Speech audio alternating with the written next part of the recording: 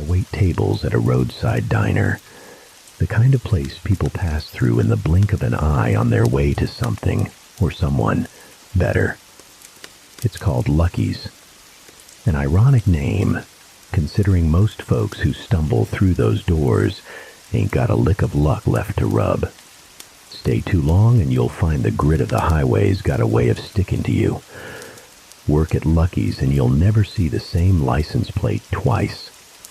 Hell, you'll rarely see the same face twice. I can't tell you how many times I've gotten anywhere but here as an answer to where you headed. The lights flicker.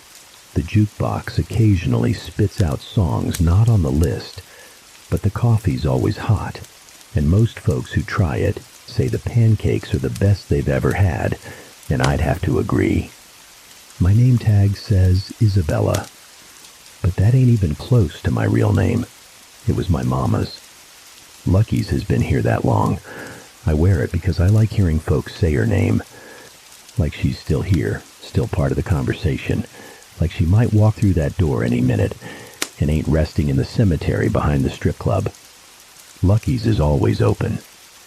Always. You learn to read people pretty quick when you've worked the long graveyard shifts, serving up coffee and consolation to drifters, truckers, and runaway kids, folks who've become untethered on those long stretches of highway. When you're moving that much, always on the road, sometimes you leave pieces of yourself behind, lost between the miles. Sometimes people drive just because there ain't nothing left to do but keep going. I've seen a whole lot of loss at Lucky's. I once saw a man hit a deer with his truck and stop to bury it in the red dirt. He dug as the sun set, tears mixing with the dust as he tried to bury his guilt. I once saw a man I recognized from the news leave me a blood-stained $20 bill as a tip, eyes haunted in a denim jacket that couldn't quite hide the gun tucked underneath. I once saw a girl no older than 16 dancing on a car roof, singing along to a song only she could hear until a coyote appeared as if from thin air and sat in front of the hood, howling along with her. I once saw 2 women beat each other bloody in the parking lot at night until one of them coughed up blood and a tooth. Then they kissed under the flashing blue lights of a passing police car, faces flushed and shining. I've seen the highway burn, flames licking at tires, as the asphalt spontaneously combusted in the relentless heat. I've seen roadside baptisms, the preacher pulling up in a pickup truck with a kiddie pool in the back. I've seen things that ain't quite human skittering in the desert just beyond the neon glow of the motel vacancy sign, lurking in that vast, unending blue-black. I met a woman once who showed me a Polaroid of the place she was buried. I often meet folks you'll be talking to for a while until their faces start to slip, unable to hold onto their borrowed mask for too long. I've met folks who have to be invited inside before they can cross the threshold. I even met some lovely members of a cannibalistic cult passing through once, who tipped generously and were exceedingly polite, even when they asked if I'd ever considered letting them harvest me. But this here's the story of, well, you read the title. It was a Friday night, and I was working the graveyard shift. I prefer the graveyard shift, because when I drive home, I can pretend I'm going to follow the taillights in front of me until I leave everything behind in the rearview mirror, until the sun rises and the desert becomes the ocean, and it feels like I could roll down the windows and taste the salt on my lips. That's one reason. And the other is, I'm one of the few waitresses, qualified, you might say, to handle the late-night clientele. Besides, the tips are always better when the moon's out. We only ever really get 3 regulars at Lucky's, and so far, only 2 had shown up. Rosemarie, our first and most frequent regular, was at her usual spot by the window, draped in her brown fur coat, always draped around her shoulders, whether it was rain or shine. Not that we get much rain out here. Her hair was long and white, cascading down her back like moonlight through the window. She waved me over, a twinkle in her eye that crinkled the laugh lines around her eyes, but somehow made her all the more alluring. Rosemarie likes whiskey in her tea. Sometimes she shares her toast crumbs with the voodoo dolls she carries in her pockets. She's also a chronic insomniac and keeps Lucky's company whenever sleep evades her. She was shuffling a deck of cards she'd laid out on the table. I watched as her thumbs flipped over the 2 jokers. Rosemarie likes to tell fortunes in her spare time. She uses a tattered deck of hotel playing cards, and if she's feeling generous, she'll read your coffee grounds.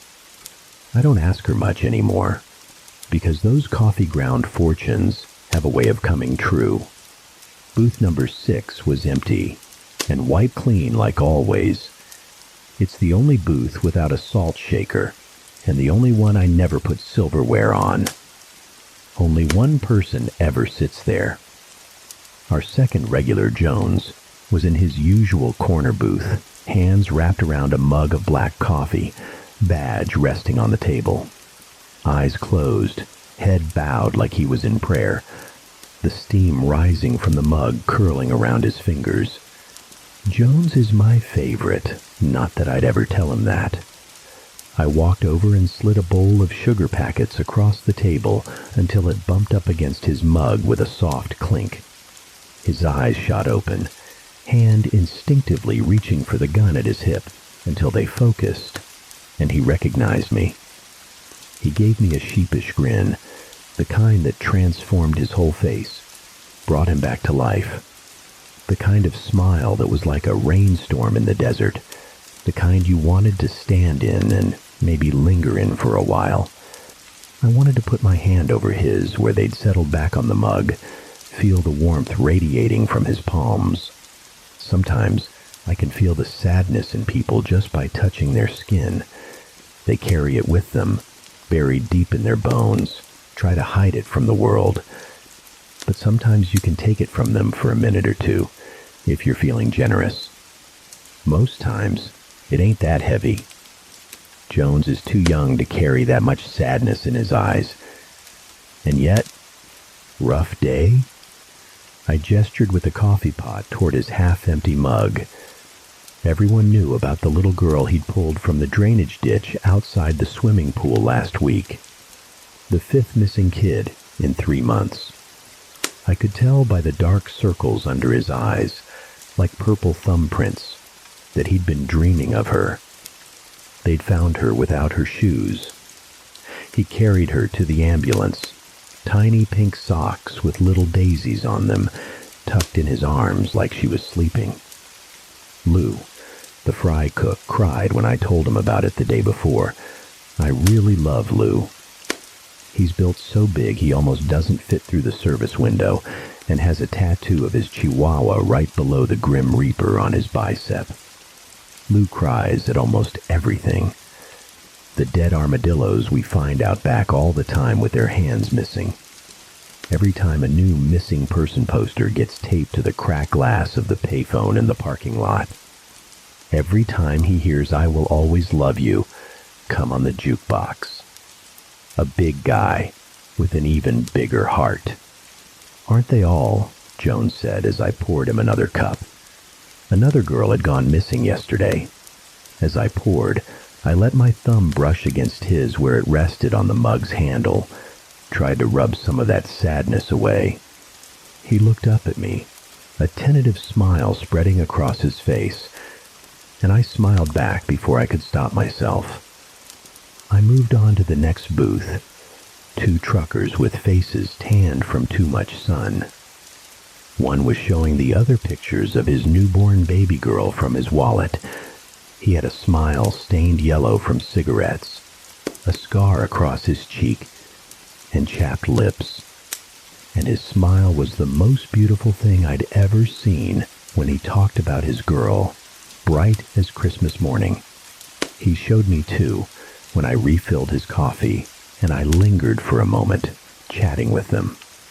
The other trucker, missing a tooth, told me about how he used to haul pigs, but couldn't stand the guilt of delivering them to the slaughterhouse. Said he looked right into their pink eyes through the wooden slats, and they looked back, wet and pleading like they knew what he was doing. Said he still dreams about them. Now, he hauls frozen seafood, special orders for fancy hotels. He's never seen the ocean. Lou rang the bell from the kitchen, and I went back to work, taking orders from a woman with a Labrador who ordered sausage for both of them, and the 3 teenage boys in blood-stained baseball jerseys in the corner booth, the ones who only had $10 between them and ordered as many waffles as they could afford. They always came in on full moons, chained their bikes together in the parking lot, always hunting for something with their baseball bats and their backpacks full of salt and their daddy's guns. But they were good kids, so I always gave them extra whipped cream. Besides, I knew they needed the energy, because when they hunted, they had to run fast. Real fast. There used to be 4 of them. I cleared the table for the 2 women in the next booth on my way back. They were identical, both with long, flowing silk skirts and hiking boots, their red hair piled in messy buns on top of their heads. Neither acknowledged me, not because they were rude, but because they were too busy unpacking their duffel bags, which seemed to be overflowing with maps and notebooks. I also glimpsed a roll of duct tape and a bottle of vodka in there, along with some stakes and crucifixes. They were deep in conversation, gesturing wildly, and I caught snippets as I stacked their empty coffee mugs, lipstick smeared around the rims. I know where I buried him, Sylvia. Well, he ain't there. We dug for hours, and Mama always taught me it was rude to eavesdrop, so I left them to it and headed back to the kitchen. But I had a feeling that wherever they'd left him, he wasn't there anymore. I wanted to tell them that, but like Mama said, it's rude to listen in on other people's conversations.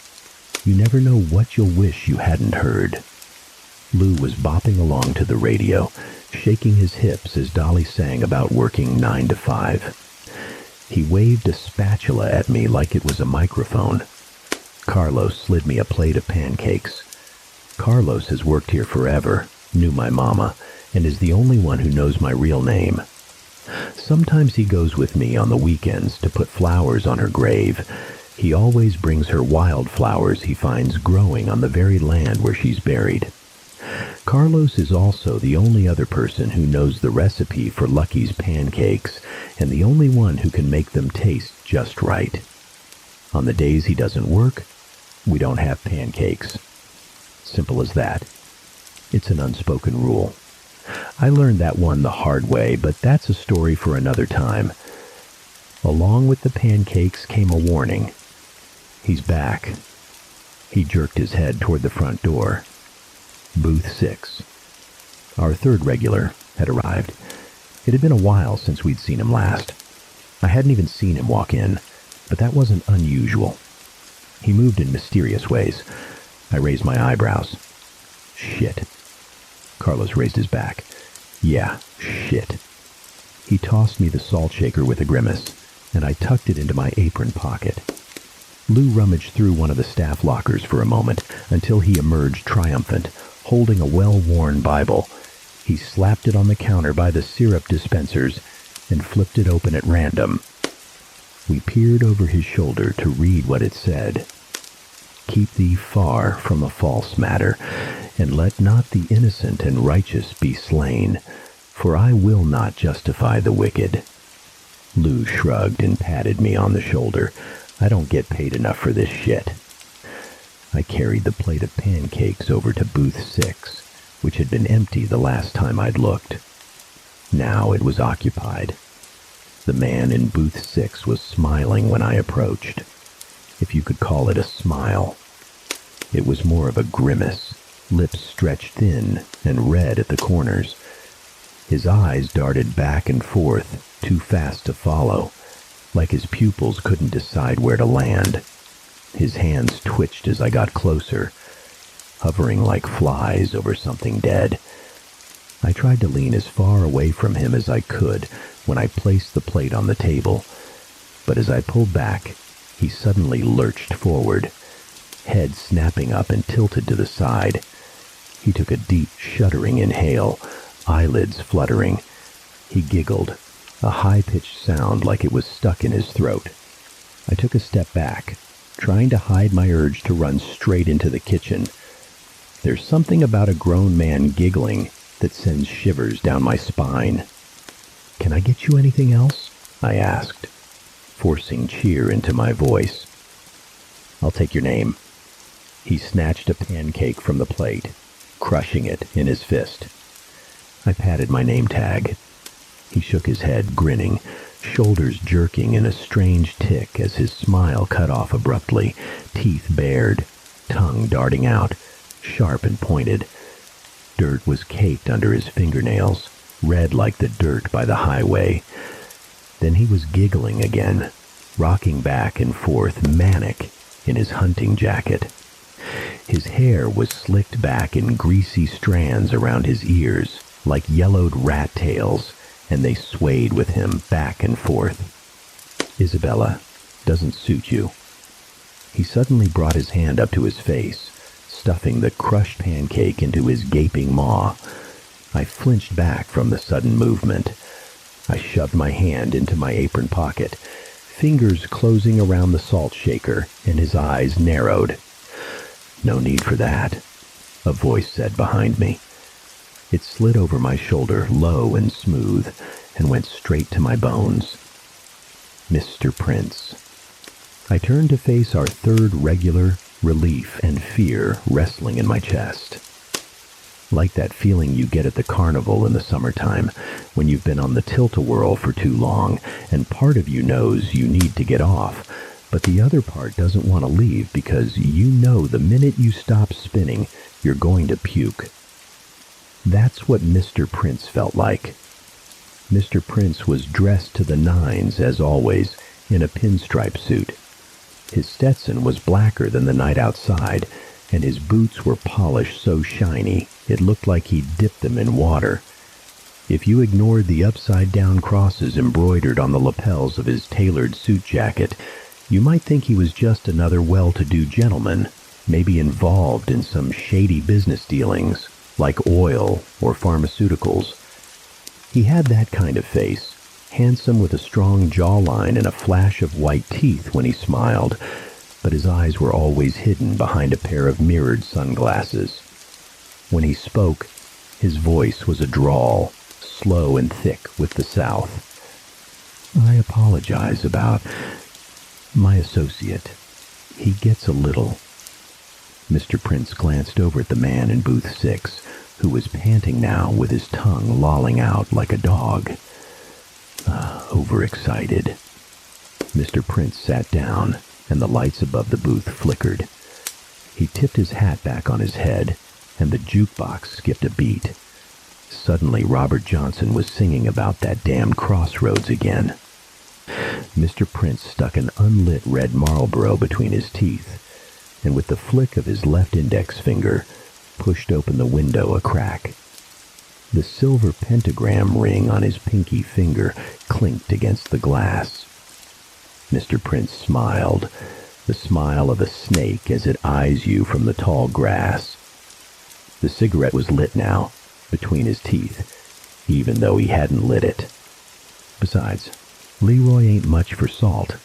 He's just a hungry boy. He looked him up and down, lips curling. Mostly. He turned to Leroy. "I see you've already started on my pancakes, but good food should be shared, don't you think?" Leroy giggled, that high-pitched, unnatural sound that made me want to run, and shuddered. Everything about Leroy screamed fight or flight. Mr. Prince slid Leroy a menu. "Order anything you want." He leaned forward, and the lights flickered again. Leroy ordered 4 cheeseburgers and a glass of milk. "Anything else?" I tried. I could feel Leroy's eyes on my back as I walked away. Rosemarie grabbed my arm before I could get back to the safety of the kitchen. "Don't you worry about him, sugar." She made a sign of the cross and tapped the top card of her spread. The Jack of Spades. Its eyes were scratched out, but not by Rosemarie. It looked like it had been printed that way years ago. We won't be seeing him again. She wasn't talking about Mr. Prince. She patted my cheek and I leaned into it. Her hand rough with age but warm. I could tell she thought I looked tired. She paid for her tea and toast and walked out into the warm night, waiting just beyond the door. When I finally made it back to the kitchen, I was immediately under attack. Cold water hit me square in the face, and I instinctively threw my hands up, trying to protect my hair. Lou was aggressively spraying me with the water bottle we kept in the staff fridge, the one we used to mist the ferns. Our fern was a holy water fern. "Lou, Jesus, dude, quit it. I sputtered, and he sprayed me again. I wiped the holy water out of my eyes, which were stinging now, water dripping down my shirt, mascara running a little. I snatched the spray bottle from him. "I think I'm good." Not that I was mad, really. Better safe than sorry, especially where demonic entities were concerned. "Sorry, just checking is all." Lou looked sheepish now, handing me a dishcloth. Carlos and I already did it. He looked down at his shoes, embarrassed. He was a good foot taller than me, and a good decade older, and I bit back a smile because he was scuffing his shoes on the linoleum like a kid who'd been sent to detention after school. Carlos was staring intently at the 2 burger patties he was flipping, but I could tell he was trying not to laugh, jaw clenched tight. I raised an eyebrow at him and pointed the spray bottle in his general direction. "Maybe you need a little more," I threatened. Lou snorted, and then Carlos lost it, and so did I. And the weight that had settled over all of us the moment Mr. Prince walked in lifted. Sometimes when things get too dark, all you can do is laugh. Mama always said when the bad times hit, you can either laugh or cry. I never once saw my mama cry. It felt like hours had passed by the time I carried the cheeseburgers back to booth 6. Leroy was drooling, watching me approach, and he clapped his hands together when I got to the table. I set the plate down as quickly as I could, but as I pulled back, he darted his head forward and licked my wrist. His tongue was long and wet and scraped against my pulse point. I flinched like I'd been burned, and he giggled, high-pitched and demented. "You smell better than these," he said, grinning and gesturing to the cheeseburgers. Mr. Prince watched the entire exchange, impassive and unreadable as the sky before a hailstorm. I frantically wiped my wrist on my apron, but I could still feel his tongue on my skin, like I'd stuck my hand in his mouth. I blinked back the tears that were burning the corners of my eyes, because something told me Leroy would enjoy them too much. I shuddered and cleared Mr. Prince's plate. "Tell Carlos the pancakes were exquisite," he said from behind his sunglasses. Then he chuckled, low and rumbling, like he'd said something funny. He placed another unlit Marlboro between his teeth, and it burst into flame as Leroy devoured his food. I tried not to gag as I watched the food disappear, vanishing into his mouth between those long, dirty fingernails. I passed Jones on my way back. He waved me over, his brow furrowed in concern. He ran a hand over his face, like he was trying to erase something bad he'd seen. "He bothering you?" He gestured toward Leroy, who was rocking back and forth now, sipping his milk. Jones suddenly looked exhausted, uniform as rumpled as his face, older than his 22 years. "I'm fine. I can handle it." I shook my head and thought about Rosemarie. We won't be seeing him again. It felt like another hour crawled by as I waited for Leroy to finish eating. I took the order of a man with a butterfly tattoo on his neck, and some truckers who were pouring Jim Beam into their coffee. They asked me to get another mug and put it on the table for their friend who wasn't there anymore, they said. I wiped down the counter, refilled the sugar caddies, and emptied the trash, ignoring the man in the plague mask who always seemed to be lurking near the dumpster. As long as you don't acknowledge him, he won't bother you. I poured more coffee and took the order of a group of biker chicks who came swaggering in, all leather and road weariness. At 3:03 a.m., Mr. Prince stood up.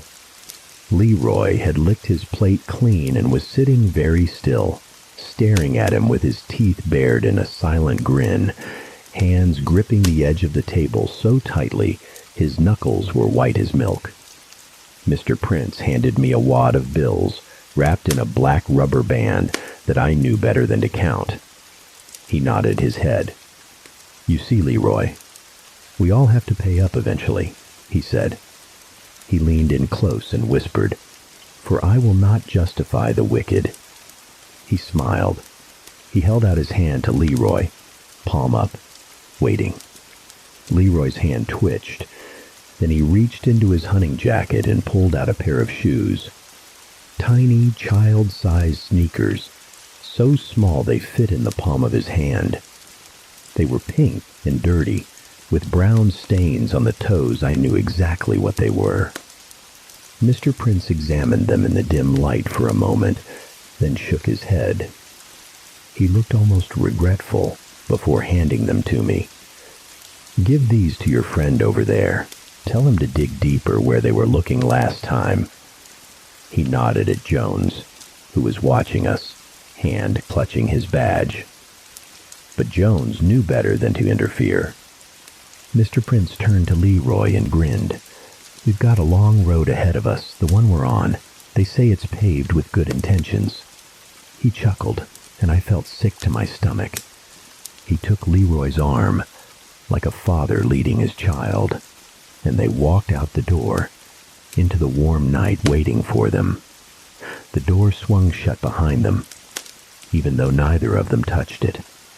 The jukebox skipped a beat, and suddenly Chris Ria was singing about that road again. I put the shoes on the table, next to Jones' empty coffee mug, and relayed the message. He sat in stunned silence for a long time after that, just staring at them on the table, not crying, not yelling, not putting his fist through the wall like he wanted to. All I could do was pour him another cup of coffee, because when someone's world was tilting on its axis like that, there weren't any words left to offer. My shift ended, and I drove home, following the taillights in front of me. I knew when I woke up it would be dark again, and time for me to work. But for now, I just drove, dreaming of the ocean and watching the sun rise like it always did, no matter what. Thank you for listening to this chilling tale. If you enjoyed this journey into the unknown, be sure to subscribe to my channel for more stories that will send shivers down your spine.